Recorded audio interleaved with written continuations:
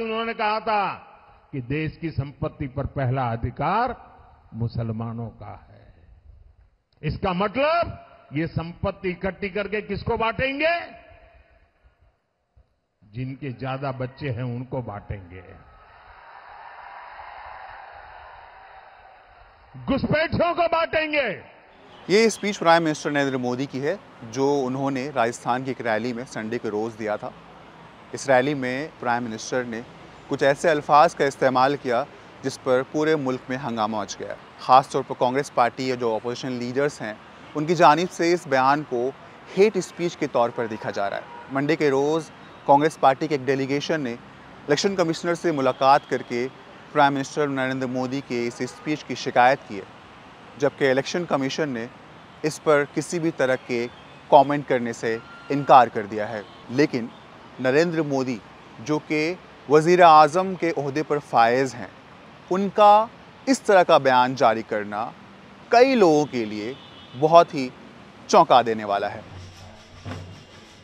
हिंदू मुसलमान करने से सर कुछ नहीं होगा, जाति धर्म करने से कुछ नहीं होगा।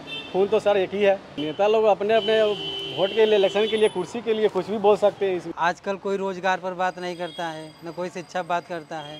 कोई भी सरकार आती है, मैं ये किया, मैं वो किया, और गरीब यहाँ पर रोड पर टहल रहे हैं, कटोरा हाथ में आ गया है। इस बार जनता सतर्क है, जनता सावधान है। वो इस बार संविधान को बचाने के लिए इलेक्शन में वोट दे रही है, लोकतंत्र को बचाने के लिए वोट दे रही है, क्योंकि ये जानती है हिंदुस्तान की जनता, अगर इस बार के इलेक्शन हाथ से निकल गया तो भाजपा आने के बाद हो सकता है संविधान में भी बदल दे।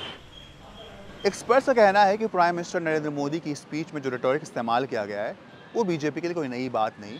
इससे पहले भी बीजेपी के लीडर्स इसी तरह के रेटोरिक्स का इस्तेमाल करते रहे हैं और एक ख़ास कम्युनिटी को टारगेट करते रहे। लोग बेरोजगारी और महंगाई पे सवाल कर रहे हैं, इसलिए वो उससे भटकाने की कोशिश है। पहले भी उनका ये खेल रहा है, अब भी उनका खेल है, कोई नया नहीं कर रहे हैं। उन्होंने कर्नाटक के इलेक्शन में भी कहा था कि ये इलेक्शन जो है अली और महाबली के बीच में है, आप अली को वोट दोगे या महाबली को वोट दोगे, लेकिन लोगों ने उसको नहीं तवज्जो दी। और अब भी मुझे लगता है कि उनके भटकाने की ये कोशिश जो है बहुत कामयाब नहीं हो रही है।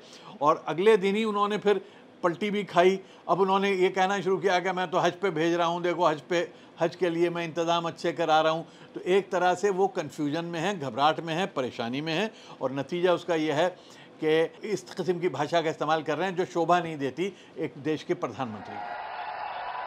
जबकि बीजेपी वज़ीर आज़म नरेंद्र मोदी के उस स्टेटमेंट का दिफा कर रही है।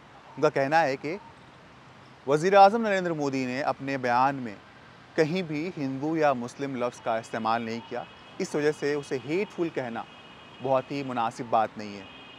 वॉइस ऑफ अमेरिका के लिए दिल्ली से सोहेल अख्तर कासमी।